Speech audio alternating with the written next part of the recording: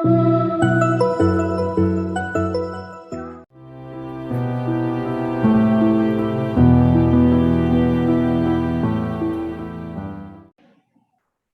जय मसीह की। परमेश्वर के नाम की महिमा और स्तुति हो।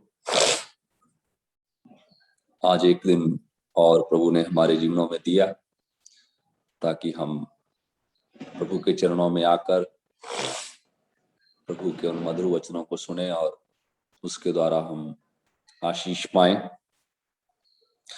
पिछले 4 दिनों में हमने काफी बातों को सीखा है, तो उसके द्वारा प्रभु उसी के अनुसार, उन्हीं वचनों के अनुसार प्रभु हमें जीवन जीने के लिए सहायता करे।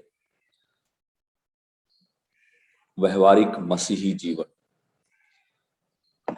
हमारे जीवनों में मसीह का व्यवहार, मसीह जैसा जीवन, मसीह जैसा बोलचाल, मसीह के जैसा चरित्र, मसीह के जैसा स्वभाव, मसीह के जैसा प्रेम, मसीह के जैसी दया और करुणा हमारे जीवनों में हम इस संसार को दिखा सकें।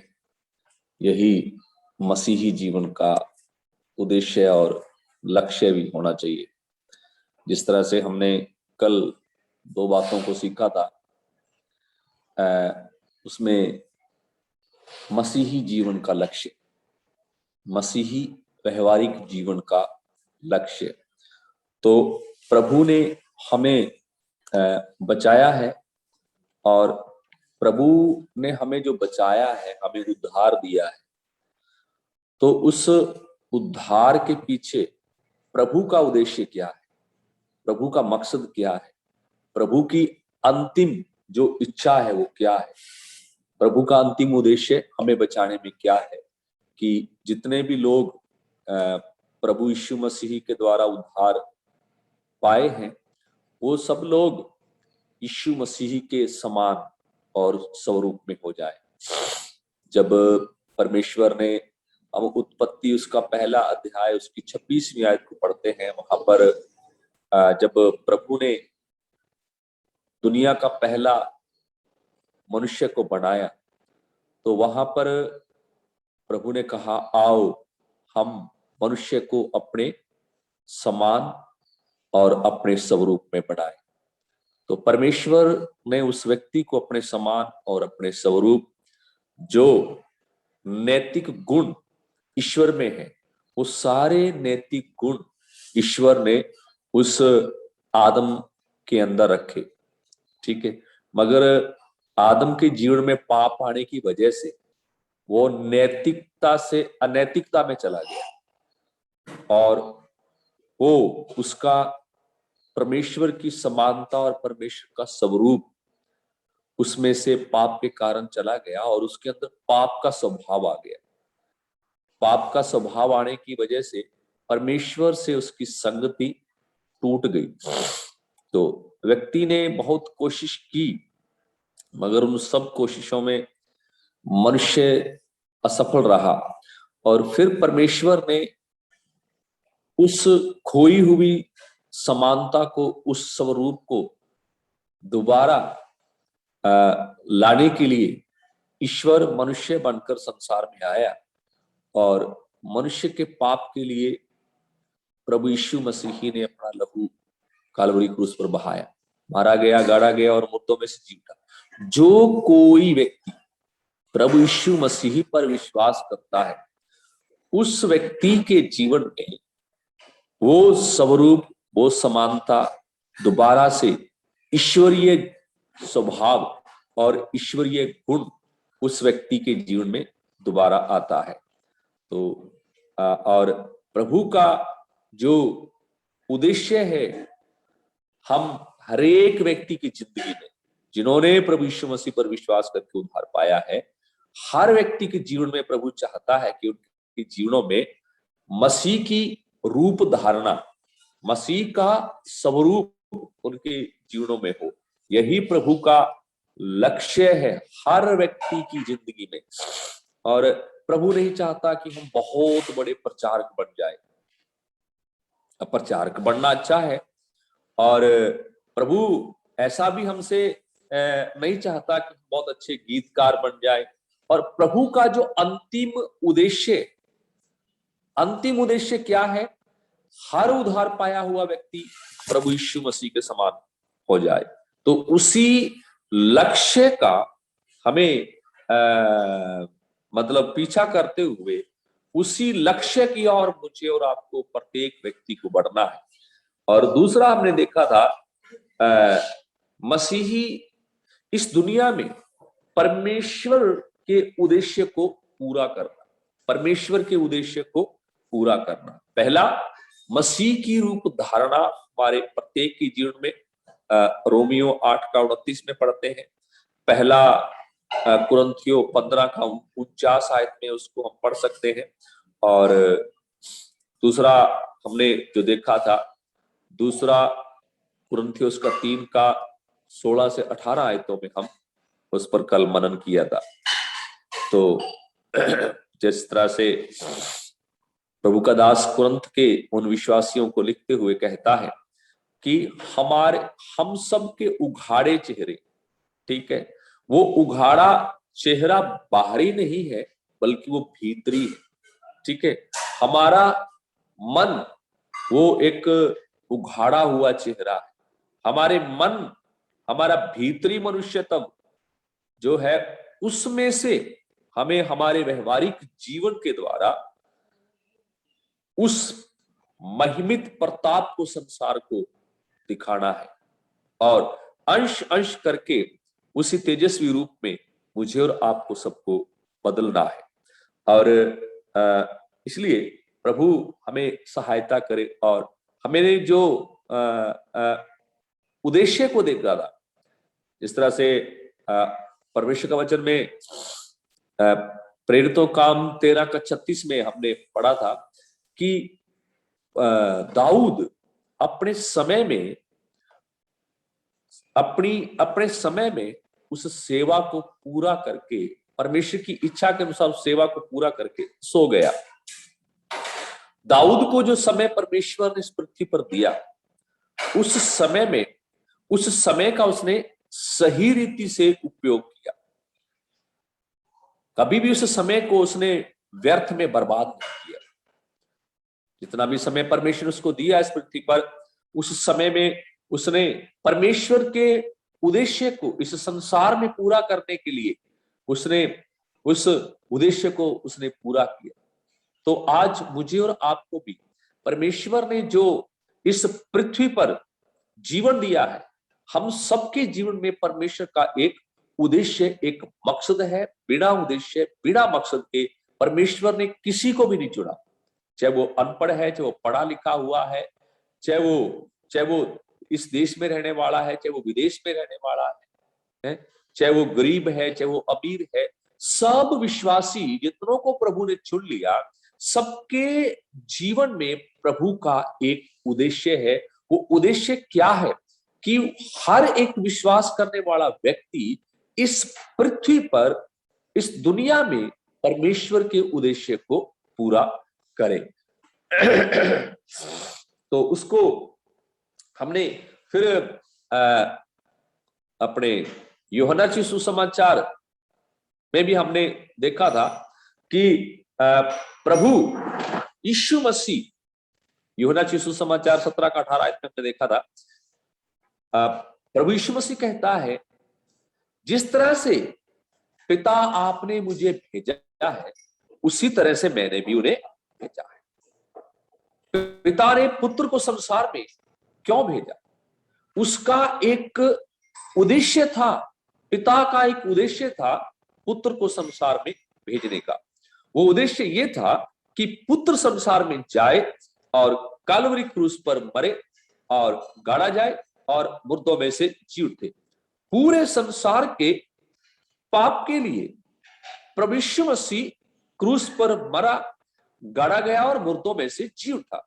ये पिता का उद्देश्य था। पुत्र ने उस उद्देश्य को कालवरी क्रूस पर पूरा किया और फिर पुत्र ने उन प्रेरितों को इस संसार में भेजा।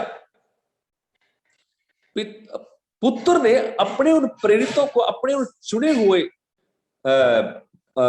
प्रेरितों को उन्हें नियुक्त करके इस संसार में भेजा कि जो कल्वरी क्रूस पर किया गया कार्य है, उस कार्य को इस संसार में प्रचार करें, सुसमाचार प्रचार करें। तो उन प्रेरितों ने उस उद्देश्य को अपने जीवनों में पूरा किया। और मुझे और आपको भी इस संसार में हमारे मसीही व्यवहारिक जीवन के द्वारा पिता के उस उद्देश्य को जो पुत्र ने पूरा किया, जो प्रेरितों ने उसको इस संसार में उस उद्देश्य को पूरा किया, और वो संदेश हम तक इस संसार में पहुंचा, तो हमें भी उस उद्देश्य को पूरा करने के लिए दिन और रात उसको मेहनत करना है। प्रभु ने हमें संसार में से चुन लिया और हमें घर पर बैठने के लिए प्रभु ने बताया कि हम घर पे आराम से, हमने उद्धार पा लिया और हम घर पे आराम से बैठ गए, ऐसा नहीं। तो प्रभु हमें सहायता करे, पहला मसीह के समान हम हो जाए, और दूसरा इस संसार में परमेश्वर के उद्देश्य को हम पूरा करें। परमेश्वर का उद्देश्य, जिस तरह से पहला तीमुथियुस 2:4 में हमने पढ़ा था, परमेश्वर की इच्छा, परमेश्वर की इच्छा क्या है?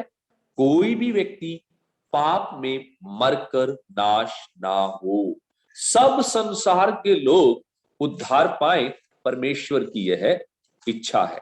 तो आज हम आज्ञाकारिता के विषय में कुछ बातों को हम देखेंगे। आज्ञाकारिता,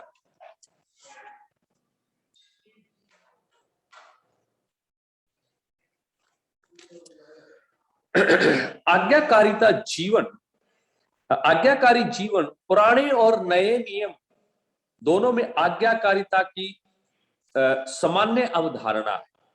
एक उच्च अधिकार को सुनने, समर्पण करने से संबंधित है, और ईश्वर सबसे उच्च अधिकारी, ईश्वर सबसे उच्च अधिकारी है।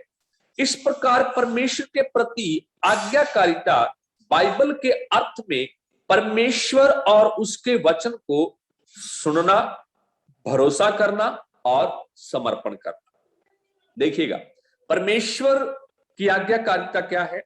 परमेश्वर के वचन को सुनना और उस पर भरोसा करना, और परमेश्वर के प्रति अपने जीवन को समर्पित करना, यही परमेश्वर की आज्ञाकारिता है।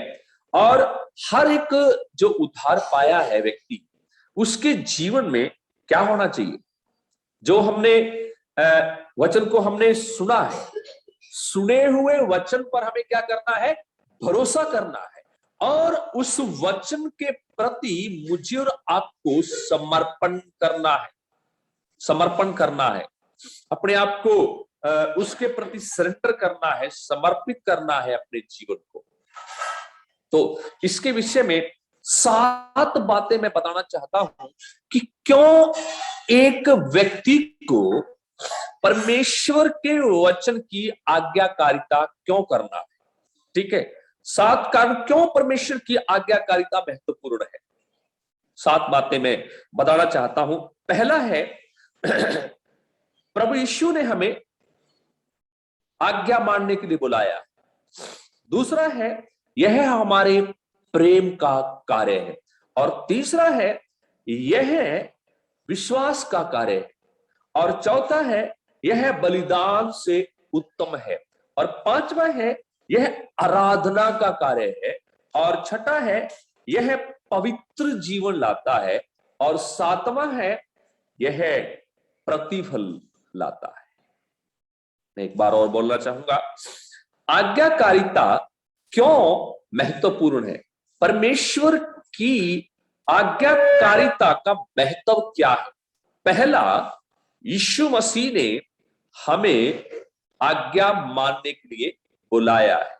और दूसरा, यह हमारे हर एक उद्धार पाए हुए का व्यक्ति का प्रेम का कार्य है। और तीसरा, यह विश्वास का कार्य है। और चौथा, यह बलिदान से भी उत्तम है। और पांचवा, यह आराधना का कार्य है। और छठा, यह पवित्र जीवन लेकर आता है। और सातवां यह है प्रतिफल, यह प्रतिफल लेकर आता है। तो पहले हम देखेंगे यीशु मसीह ने हमें आज्ञा मानने के लिए बुलाया है। यूहन्ना रचित सुसमाचार 14वां अध्याय उसकी 15वीं आयत को हम पढ़ेंगे। यहां पर इस तरह से लिखा हुआ है, यूहन्ना रचित सुसमाचार अध्याय 14 और आयत 15 को हम पढ़ते हैं। यदि तुम मुझसे प्रेम रखते हो तो मेरी आज्ञाओं को मानोगे। धन्यवाद प्यारे भाई, प्रभु आपको आशीष दे। तो यहां पर इस तरह से पढ़ते हैं, यदि तुम मुझसे प्रेम रखते हो तो मेरी आज्ञाओं को मानोगे। प्रभु यीशु मसीह अपने उन प्रेरितों को यहां पर एक बात बोलना चाहता है, यदि तुम मुझसे प्रेम रखते हो तो क्या करोगे? मेरी आज्ञाओं को मानोगे। ठीक है, अब सवाल यहां पर यह आता है, प्रभु की आज्ञाएं क्या है? यहां पर आज्ञाओं लिखा है, आज्ञा नहीं। तो इसका मतलब प्रभु की बहुत सारी आज्ञाएं। नया नियम में चारों सुसमाचार और 21 पत्रियां और प्रेरितों का काम और प्रकाशित वाक्य, कुल मिलाकर नए नियम में 27 किताबें हैं। 4 सुसमाचार हैं, 21 पत्रियां हैं और प्रेरितों का काम जो कलीसिया का इतिहास है, और अंतिम पुस्तक रेवलेशन प्रकाशित वाक्य। कुल मिलाकर 27 किताबें हैं और इन 27 किताबों में परमेश्वर प्रभु यीशु मसीह की आज्ञाएं, प्रभु यीशु मसीह ने जो अपने प्रेरितों को शिक्षा दी और प्रेरितों ने उन्हें वचन में लिख दिया, ये सब क्या है? प्रभु की आज्ञाएं हैं, प्रभु का वचन है। तो हर एक उद्धार पाए हुए व्यक्ति को प्रभु ने क्या किया? संसार में से बुलाया और उन्हें चुन लिया, और उन्हें चुनकर प्रभु क्या कहता है? यदि तुम मुझसे प्रेम रखते हो। ठीक है, हम प्रभु से प्रेम कैसे रख सकते हैं? यदि हम प्रभु की आज्ञा को नहीं मानते हैं, प्रभु का कहना नहीं मानते हैं, तो हम कैसे प्रभु से प्रेम कर सकते हैं? प्रभु से प्रेम हम इस तभी कर सकते हैं जब हम प्रभु की आज्ञाओं को मानते हैं। प्रभु ने कहा, एक व्यवस्थापक प्रभु के पास आया, तो मरकुस सुसमाचार 12 का 30 और 31 में पढ़ते हैं, एक व्यवस्थापक प्रभु के पास आया तो उसने प्रभु से एक प्रश्न पूछा। प्रश्न क्या था? व्यवस्था में सबसे बड़ी आज्ञा कौन सी है? सबसे बड़ी आज्ञा कौन सी है? तो प्रभु ने उससे उसके प्रश्न का उत्तर क्या दिया? ठीक है, पहला, तू प्रभु अपने परमेश्वर से अपने समान प्रेम, तो प्रभु अपने परमेश्वर से अपने सारे मन, अपनी सारी बुद्धि और अपनी सारी शक्ति और अपने सारे ज्ञान से, ताकत से प्रेम कर, पहला। और दूसरा, तू अपने पड़ोसी से अपने समान प्रेम कर। ठीक है, पहला आज्ञा क्या है प्रभु की? पुराने नियम में परमेश्वर ने बहुत सारी आज्ञाएं दी। ठीक है, और उनमें से 10 आज्ञाएं प्रभु ने इज़राइल को मूसा के द्वारा दी, और वो आज्ञाएं हम निर्गमन 20वां अध्याय में पढ़ सकते हैं। तो वो आज्ञाएं थी कि तू मुझे छोड़कर दूसरों को ईश्वर करके ना मानना, तू अपने लिए की मूर्ति खोद कर ना बनाना। ठीक है, और तू अपने प्रभु का नाम व्यर्थ ना लेना, तू विश्राम दिन को पवित्र मानने के लिए स्मरण रखना, तो अपने माता और अपने पिता का आदर करना। 4 आज्ञाएं वहां पर हम देखते, 4 आज्ञाएं जो है वो है परमेश्वर से संबंधित है, पहली 4 आज्ञाएं। और जो दूसरी 6 आज्ञाएं हैं वो हमारे आपसी जो हमारा जीवन है उससे संबंधित है। एक व्यक्ति का दूसरे व्यक्ति के साथ संबंध और रिश्ते को, उसके विषय में दूसरी 6 आज्ञाएं प्रभु ने वहां पर दी है। तो वो वहां पर हम देखते हैं 10 आज्ञाएं प्रभु ने सिनाई पहाड़ पर मूसा के द्वारा इस्राएल को दी गई।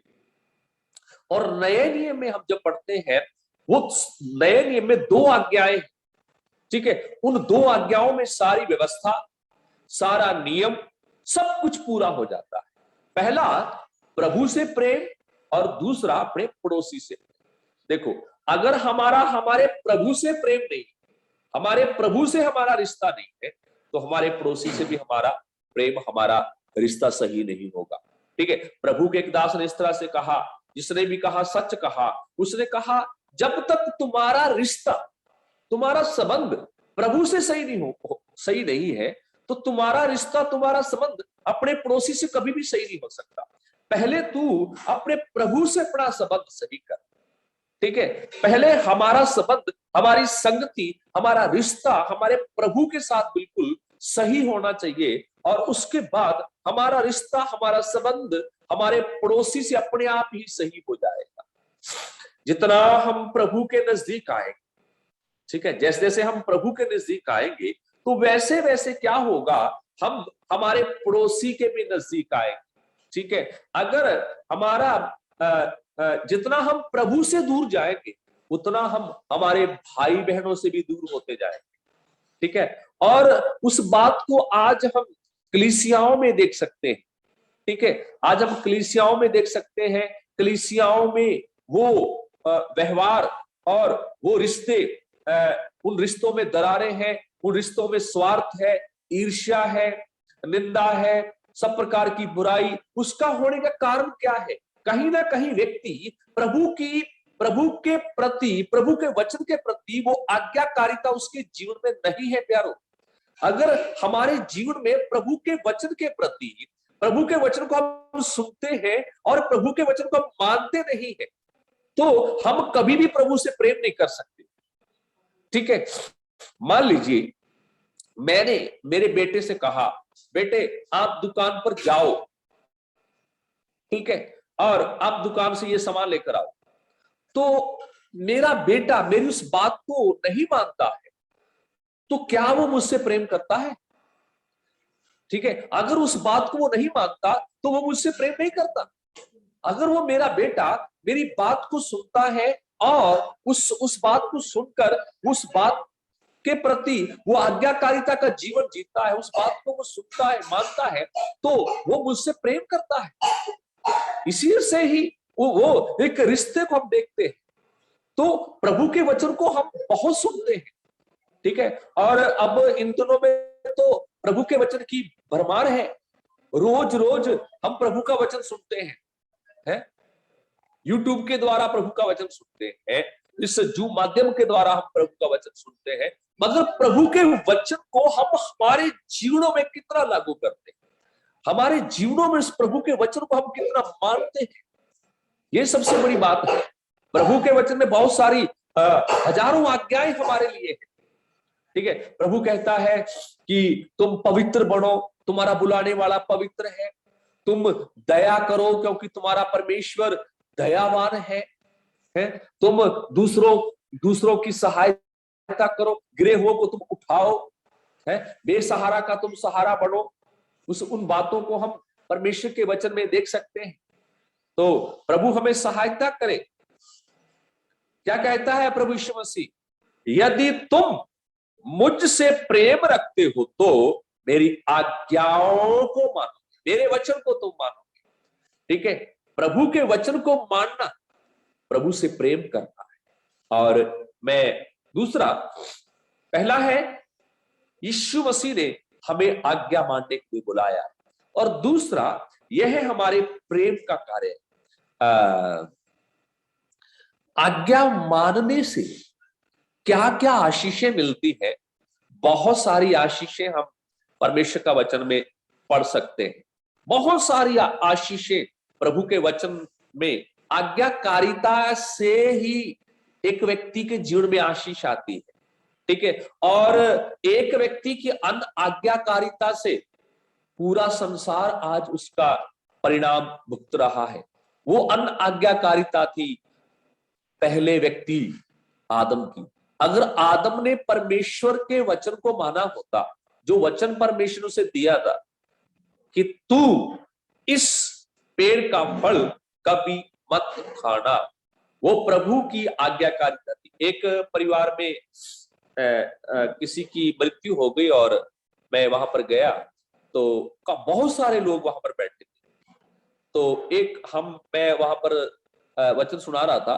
तो एक भाई ने इस तरह से मुझसे पूछा, परमेश्वर को पता था कि आदम उस पेड़ का फल तोड़कर खाएगा, तो परमेश्वर ने वो पेड़ वहां उस अदन रूपी बाग में क्यों लगाया? ठीक है, रोमी की पत्री उसका 5वां अध्याय में हम उस बात को पढ़ सकते हैं। मैं उस वचन को पढ़ना चाहता हूं। रोमियो की पत्री अध्याय 5। पेड़ का फल खाने से पाप जगत में नहीं आया। ठीक है, 5 का 19वीं आयत में लिखा है, क्योंकि जैसा एक मनुष्य के आज्ञा न मानने से बहुत लोग पापी ठहरे। क्या लिखा है यहां पर? एक मनुष्य के आज्ञा ना मानने से बहुत लोग पापी ठहरे। ठीक है, तो यहां पर यह भी लिखा हुआ कि आदम के फल खाने से बहुत लोग पापी ठहरे। ऐसा नहीं है। बहुत लोगों के मन में ये विचार है, अरे भाई अगर परमेश्वर को ये तो पता था, परमेश्वर ने फिर वो फल बाग वो पेड़ बाग में क्यों लगाया? ऐसा नहीं है कि आदम वो पेड़ समान था। ठीक है, वो दूसरे पेड़ों के जैसे ही पेड़ था। वो ऐसा नहीं है कि उस पेड़ में पाप था, उस पेड़ के अंदर पाप था। पेड़ के अंदर पाप नहीं था, मगर अन आज्ञाकारिता के कारण पाप संसार में आया।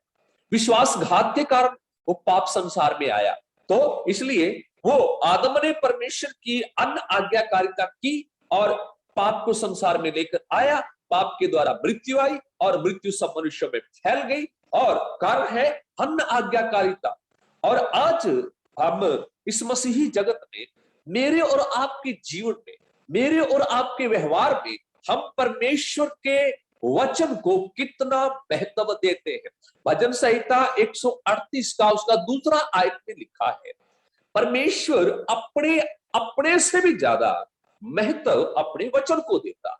मैं और आप परमेश्वर के वचन को कितना महत्व देते हैं, इस बात को मुझे और आपको आज की सुबह अपने आप से सवाल पूछना है। मैं प्रभु से कितना प्रेम करता हूं? अगर मैं प्रभु से प्रेम करता हूं तो मुझे प्रभु की आज्ञाओं को, प्रभु के वचन को मानना है। मत्ती सुसमाचार से लेकर प्रकाशित वाक्य तक प्रभु यीशु मसीह की आज्ञा है, प्रभु का वचन है। मुझे उसको, ये किसी व्यक्ति का वचन नहीं है, ये किसी ईसाई धर्म का वचन नहीं है, ये किसी गुरु का वचन नहीं है, ये सृष्टिकर्ता परमेश्वर का वचन। उस तारणहार, उस पालनहार, उस राजाओं के राजा की आज्ञा। तो मुझे और आपको इस वचन को कितना महत्व देना चाहिए, मुझे और आपको इस वचन के प्रति कितना समर्पित होना चाहिए प्यारो। और दूसरा, इस वचन की आज्ञाकारिता से क्या क्या आशीष व्यक्ति के जीवन में आती है। इसका 23वीं आयत को हम पढ़ते हैं। 23वीं आयत पढ़ेंगे, यूहन्ना सुसमाचार 14 का 23 पढ़िएगा।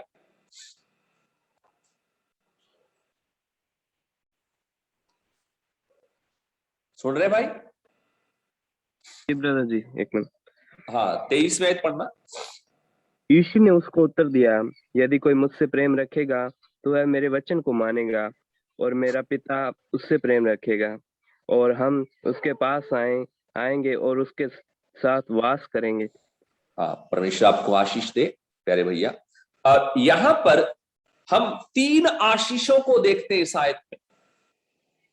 क्या कहता है? यीशु ने उसको उत्तर दिया।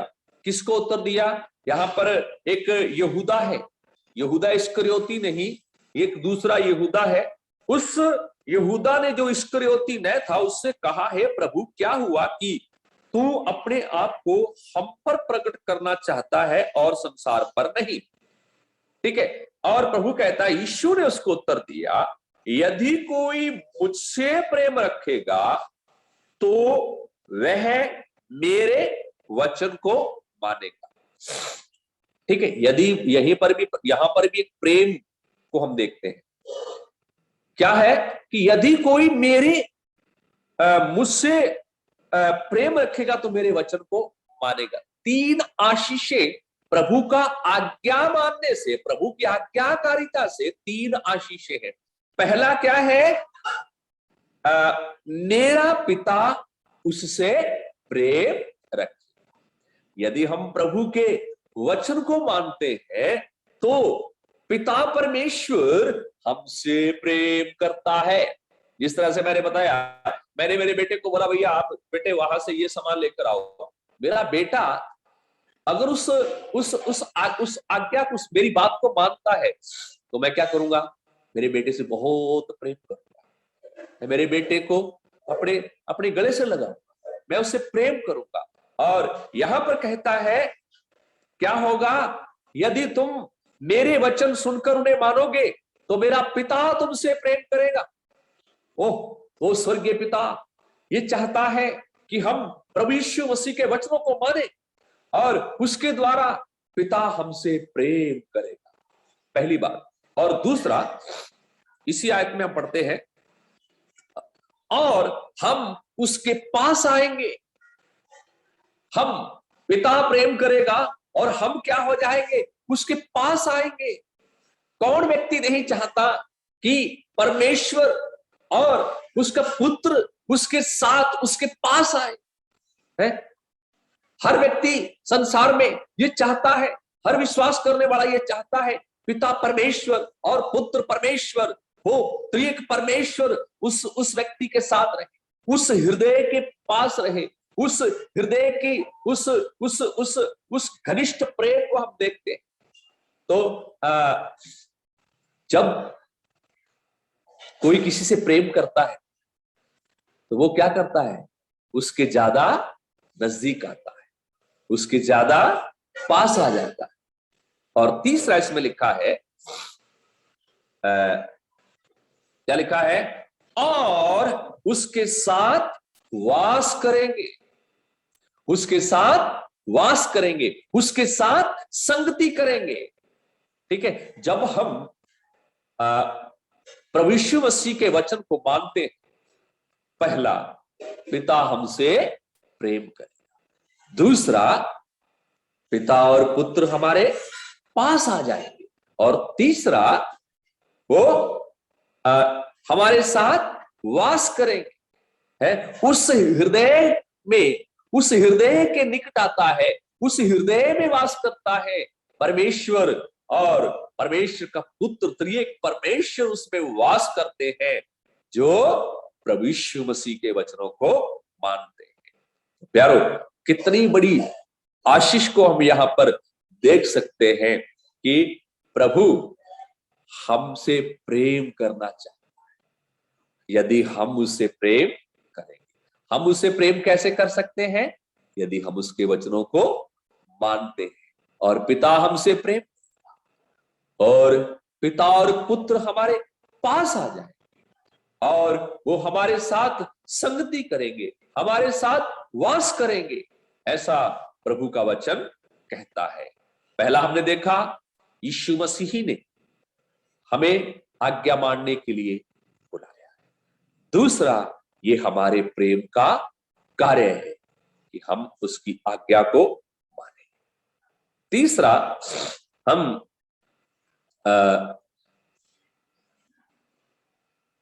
ये हमारे विश्वास का कार्य है। ये क्या है? हमारे विश्वास का कार्य। इब्रानियों की पत्री उसका 11वां अध्याय में हम बहुत सारे प्रभु के संतों का विश्वास देखते हैं।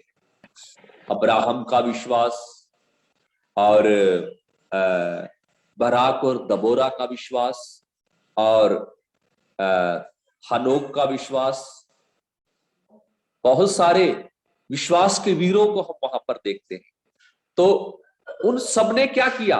विश्वास किया, और विश्वास की आज्ञाकारिता को हम उस अध्याय में हम देख सकते हैं। अब्राहम को परमेश्वर ने आज्ञा दी, परमेश्वर ने बुलाया, अब्राहम आप अपना घर, अपना परिवार, अपना सब कुछ छोड़कर उस देश में चला जा जो मैं तुझे बताऊं। उसने क्या किया? प्रभु की आज्ञा को माना।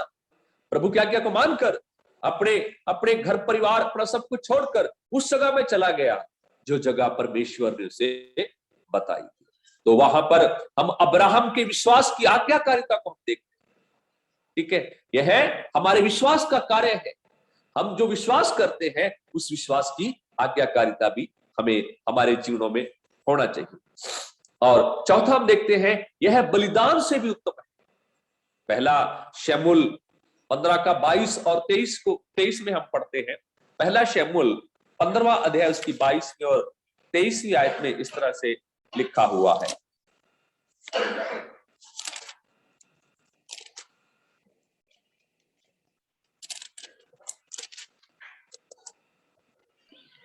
यहां पर इस तरह से पढ़ते हैं, शमूएल ने कहा, क्या यहोवा बलिदानों और मेल बलियों से उतना प्रसन्न होता है जितना कि अपनी बात के माने जाने से प्रसन्न होता है? सुन मानना तो बलिदान चढ़ाने से और कान लगाना मेढ़ों की चर्बी से उत्तम है। देख, बलवा करना और भावी कहने वालों से पूछना एक ही समान पाप है, और हठ करना मूर्तों और ग्रह देवताओं की पूजा करने के तुल्य है। तूने जो यहोवा की बात को तुच्छ जाना, इसलिए उसने तुझे राजा होने के लिए तुच्छ जाना। यहां पर शमूएल प्रभु का संत शाऊल को कुछ हिदायत देता है। शाऊल इस्राएल का राजा था और वो प्रभु के प्रति आज्ञाकारिता का जीवन उसने नहीं जिया। और प्रभु का दास शमूएल क्या कहते हैं? शमूएल ने कहा, किससे कहा?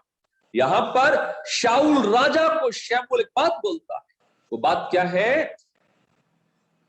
परमेश्वर ना तो होम बलियों से और ना मेल बलियों से प्रसन्न नहीं होता।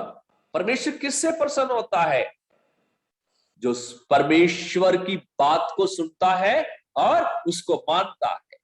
ये हमारे हरेक बलिदान से क्या है? उत्तम है।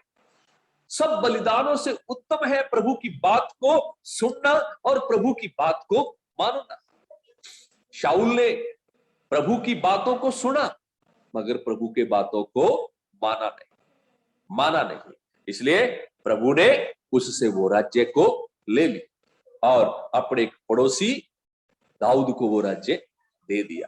तो हमें हम बलिदान चढ़ाते हैं, ये करते हैं, वो करते हैं, सब कुछ हम करते हैं, संगति में आते हैं, हम वचन पढ़ते हैं, हम दान भी देते हैं, हम आराधना में भी आते हैं। अगर हम प्रभु की बातों को नहीं मानते हैं, वो सब कुछ क्या है?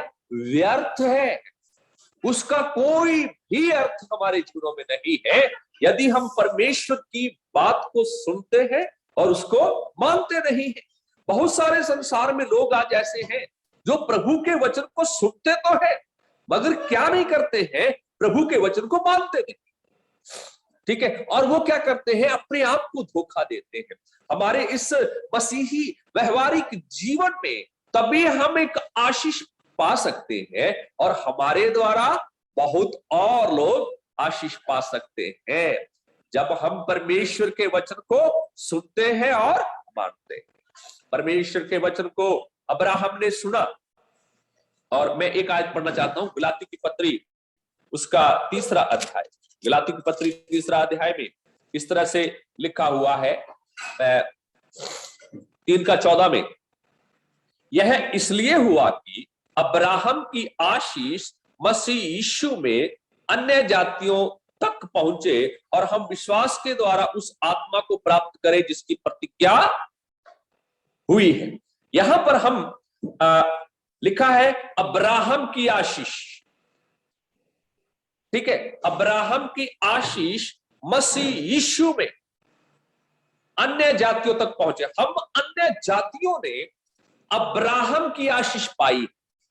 ठीक है, अब्राहम अगर परमेश्वर की आज्ञा को नहीं माना होता, अब्राहम अगर परमेश्वर की आज्ञा को मानकर परमेश्वर ने जो उसको आज्ञा दी थी प्रभु के प्रति वो समर्पण नहीं किया होता, प्रभु की आज्ञा को मानकर वो प्रभु के वचन के अनुसार उसने जीवन नहीं जिया होता, तो प्यारो आज अब्राहम की आशीष मुझ तक और आप तक कभी ना पहुंचती। पूरे संसार ने अब्राहम की आज्ञाकारिता की आशीष पाई है। वो आशीष किसमें मिली हमें? हम अन्य जाति है, मैं और आप अन्य जाति है, मगर वो अब्राहम की आशीष मुझे और आपको कैसे मिली? यीशु मसीह में मिली। ठीक है, क्या कहता है? अब्राहम की आशीष मसीह यीशु में अन्य जातियों तक पहुंची। ठीक है, क्या क्या आशीष है? हम विश्वास के द्वारा उस आत्मा को प्राप्त करें जिसकी प्रतिज्ञा हुई। उस आत्मा, उस पवित्र आत्मा को हमने अब्राहम की उस आशीष को यीशु मसीह में हमने जब विश्वास किया तो उस पवित्र आत्मा की आशीष जो प्रतिज्ञा की गई थी हम मुझे और आपको उद्धार के समय मिली है।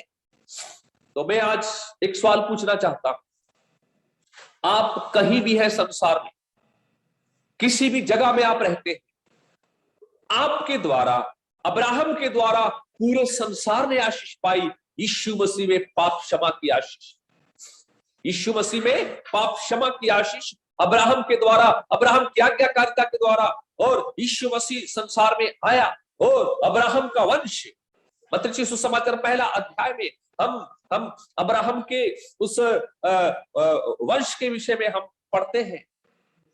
अब्राहम की संतान, दाऊद की संतान, यीशु मसीह की वंशावली। ठीक है, तो मैं और आप इस संसार के लिए, मेरे परिवार के लिए, मेरे रिश्तेदारों के लिए, मेरे भाई बहनों के लिए, कितने लोगों के लिए मैं उद्धार के निमित्त एक आशीष का कारण बन गया हूं। ये तब तक नहीं होगा जब तक मैं और आप परमेश्वर के वचन को, उसकी आज्ञाकारिता में जीवन नहीं बिताएंगे। ठीक है, ये क्या है?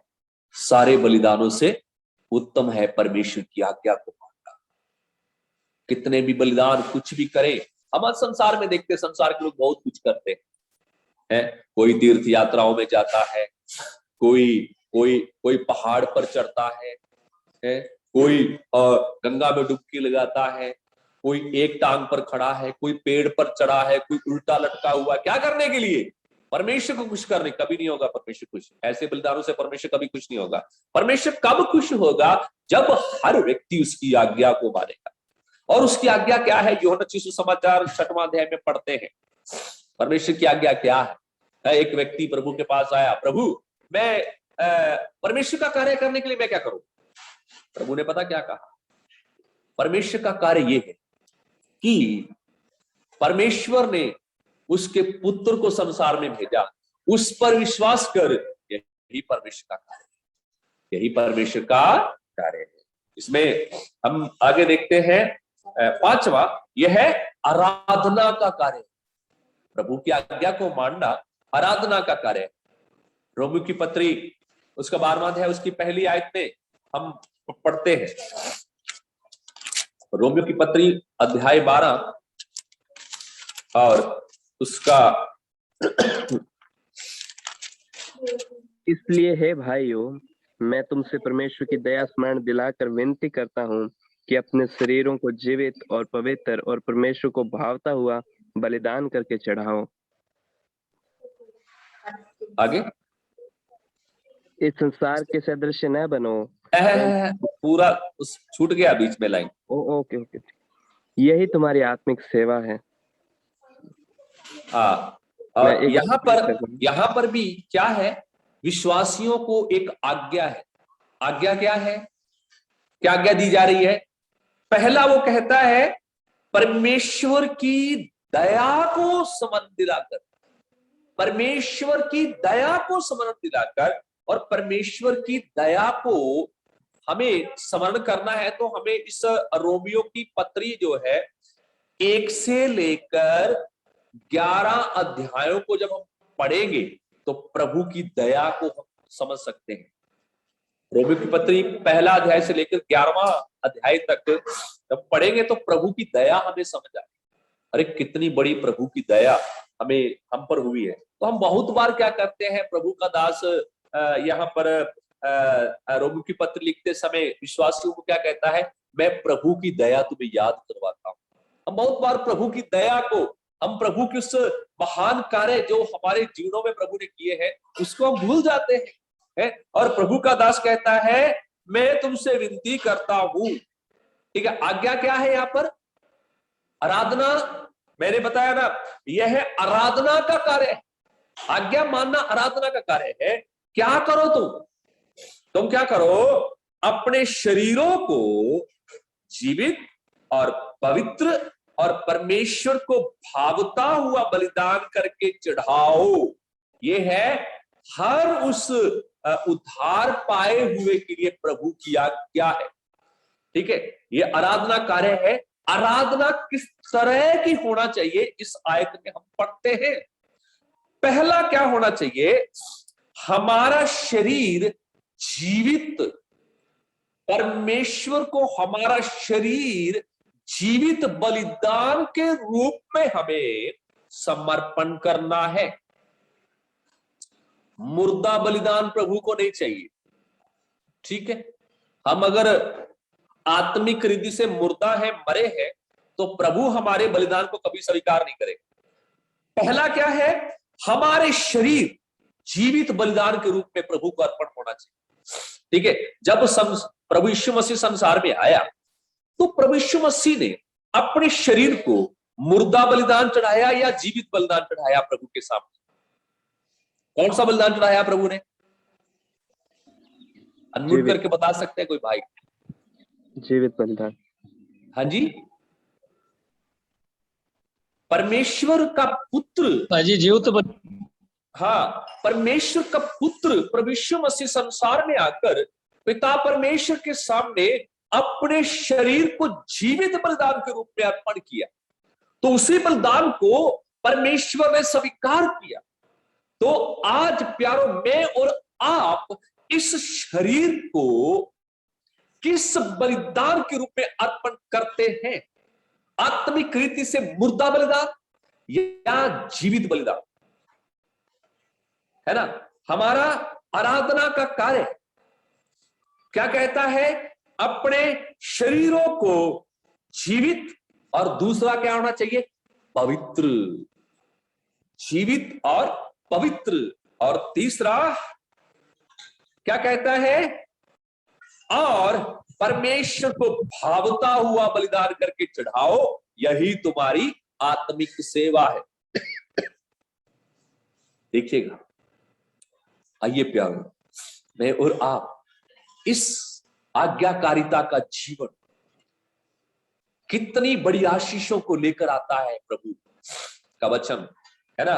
हमने देखा कि पिता उससे प्रेम करेगा, पिता और पुत्र उसके पास आए, पिता और पुत्र उसके साथ वास करेंगे, उसके साथ संगति करेंगे, है। तो आज हमें हमारे इस शरीर को, इस शरीर का एक एक पाप, इस शरीर के अंदर वास करने वाली सारी मलिनता को हमारे जीवनों से हमें बाहर निकालना, प्रभु के चरणों में हमें बैठकर, प्रभु के सामने हमें घुटने टेक कर हमारे जीवन के एक एक पाप को हमें प्रभु के सामने मानकर छोड़ना है।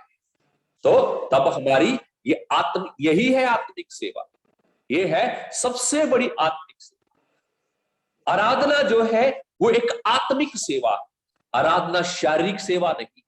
आराधना हमारे भीतर का कार्य है, ना कि बाहर का कार्य है। ठीक है, जब हम आराधना में जाते हैं, प्रभु की आराधना करते हैं, तो प्रभु नहीं देखता हम कौन सा कपड़ा पहनकर आए, प्रभु नहीं देखता हम कैसा बाल हम साफ करके आए, ठीक है, कितना महंगा कपड़ा पहनकर नहीं देखता। प्रभु का ध्यान कहां पर होता है? हमारे मन पर। प्रभु हमारे मन को देखता है। इसलिए प्रभु ये क्या है? ये है आराधना का कार्य है। और इसमें आज्ञा क्या है? प्रभु को अपना शरीर जीवित और पवित्र बलिदान करके, जीवित और पवित्र और परमेश्वर को भावता हुआ बलिदान करके चढ़ाओ, यही तुम्हारी आत्मिक सेवा है। और इसमें मेरा समय समाप्त होने वाला है, 5 मिनट मेरे पास और बाकी 4 मिनट। तो उसमें यह पवित्र जीवन लेकर आता है। जब हम प्रभु के वचन की आज्ञाकारिता, प्रभु के वचन को हम मानते हैं, तो यह क्या करता है? पवित्र जीवन लेकर आता है। प्रभु के वचन को मानना, तो पवित्रता हमारे जीवन में आती है। हम दूसरा तुरंतियों में से मैं 2-3 बातें और बताना चाहूंगा। 14 आयत में लिखा है, अविश्वासियों के साथ असमान जुए में ना जीतो, ये प्रभु की आज्ञा है। इसमें 4 आज्ञाएं हैं 14 से लेकर 18 आयतों। पहला है अविश्वासियों के साथ असमान जुए में मत जीतो, ठीक है। दूसरा है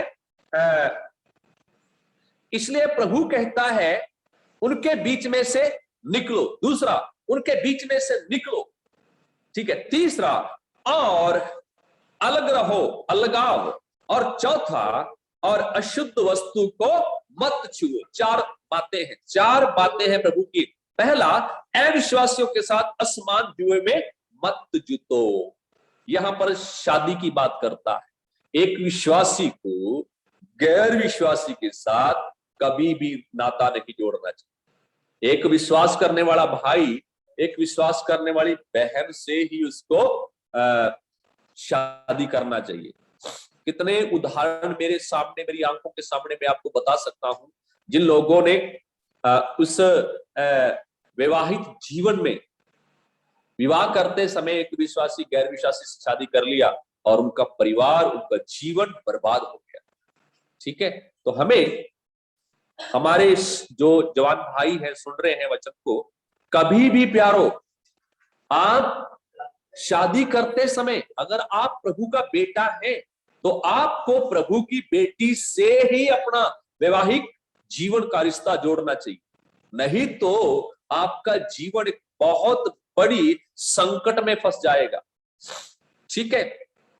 और फिर प्रभु क्या कहता है, हमें एक अलगाव का जीवन जीना है।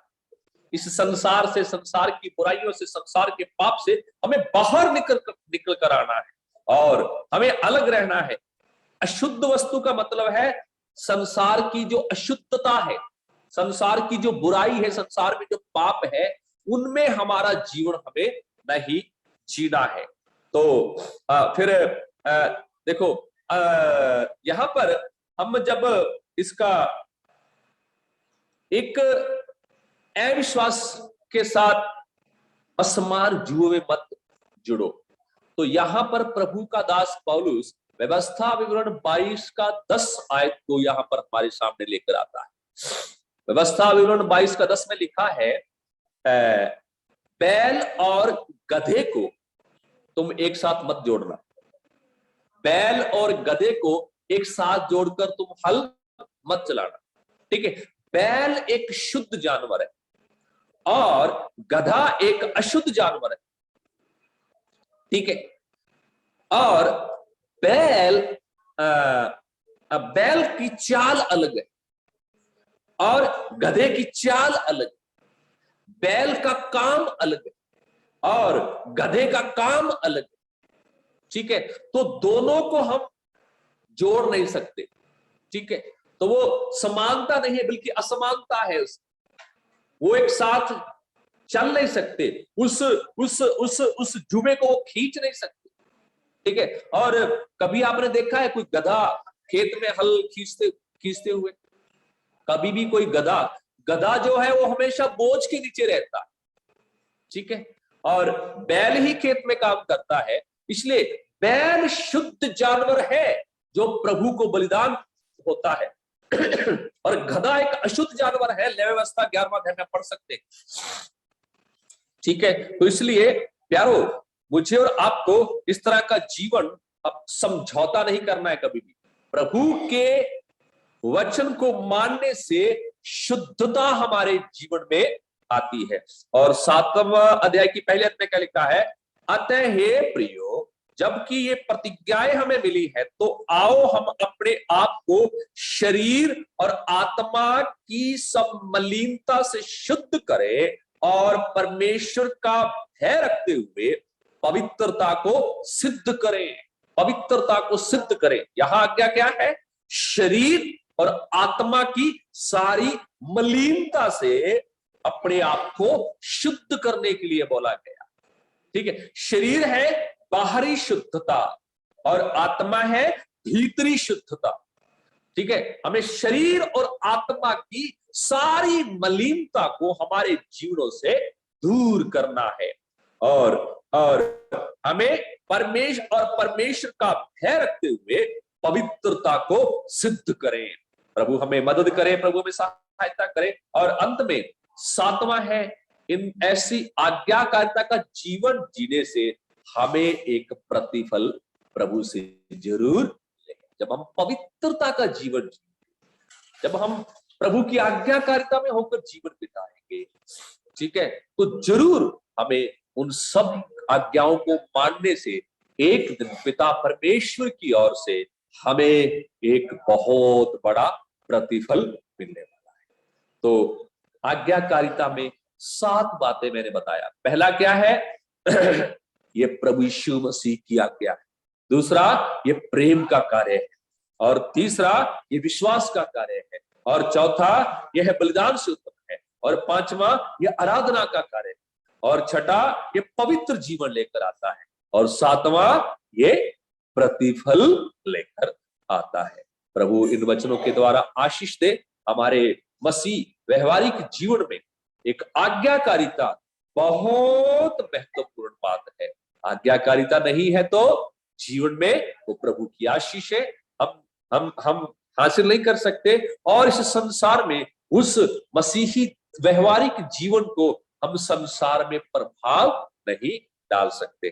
प्रभु इन वचनों के द्वारा आशीष दे, उसके नाम की महिमा और स्तुति।